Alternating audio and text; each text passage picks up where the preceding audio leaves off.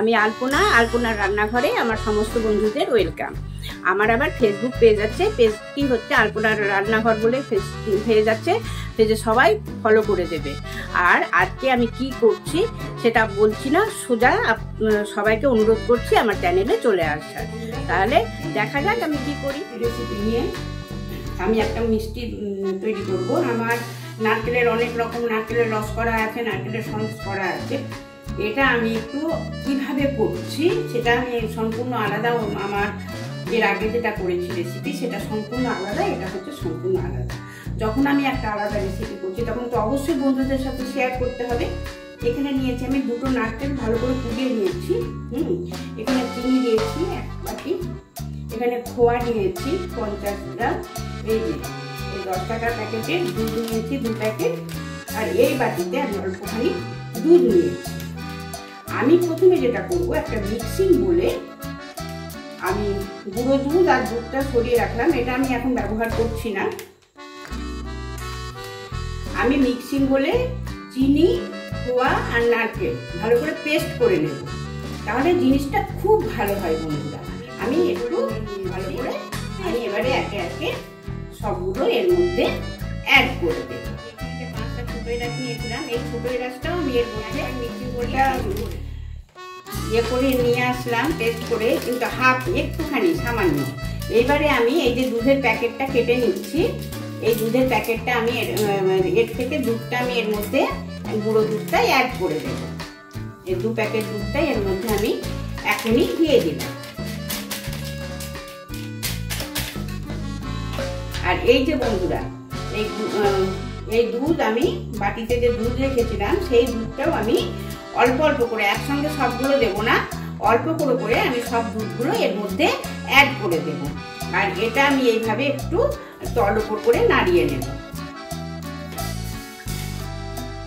এটা তল উপর করে ভালো করে নাড়িয়ে নেব, নিয়ে তারপরে পেস্ট করবো।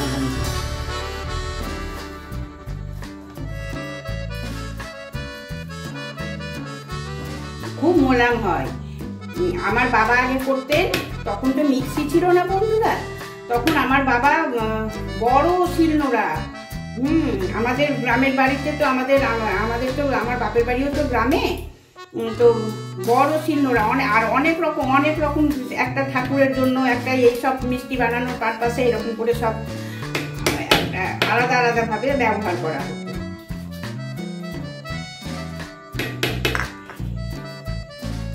কিন্তু এরকম করে পেস্ট করে নিলে পরে জিনিসটা খুব ভালো হয়। নারকেল কুড়িয়ে সাথে সাথে ওই কোড়া নারকেলটা দিয়ে বানালে না একটা কুচকুচে থাকে, তো এটা আমাদের বাড়িতে কেউ পছন্দ করে না। আর এমনিতে নারকেলটা আমরা খুব কম ইয়ে করি, কিন্তু পুজোতে এটা বানিয়েছি। হ্যাঁ, একটু ভালোভাবে গরম হয়ে গেলে বন্ধুরা সামান্য আমি একটু ঘি দিয়ে দেবো। ঘি দিলে হয় কি, জিনিসটা ঠিকঠাক লাগে না, লেগে যায় না, যার জন্য আমি একটুখানি সামান্য মানে ঘি ব্রাশ করি।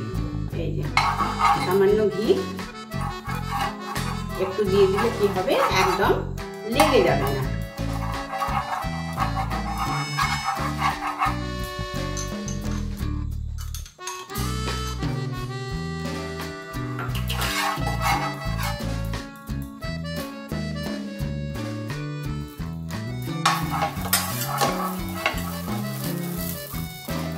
এবারে আমি মিক্সিং করে যে পেস্ট করেছি নারকেল, খোয়া,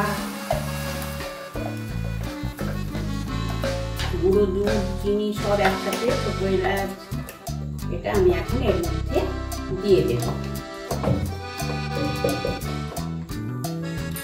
দিয়ে এটা সমানে নাড়িয়ে দিতে হবে।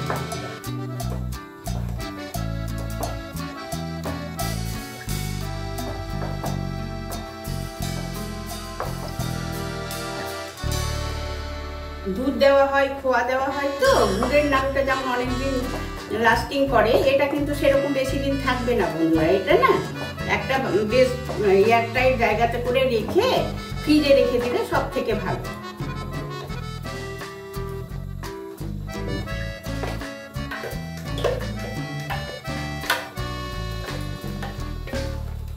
কখনো মিডিয়াম ফ্লেমে, কখনো লো ফ্লেমে রেখে হচ্ছে, হাই করছি না কোনো সময়। হ্যাঁ, কখনো মিডিয়াম করছি, কখনো লো ফ্লেম করে দিচ্ছি, দিয়ে ভালো করে সমানে কিন্তু নাড়িয়ে যেতে হবে। দুধ আছে, খোয়া আছে, গুঁড়া দুধ আছে, তো ওই জন্য সমানে নাড়িয়ে দেওয়া হচ্ছে। এভাবে ঝটপট বন্ধুরা পুজোর মধ্যে বানিয়ে ফেলুন অসাধারণ স্বাদে নারকেল সন্দেশ।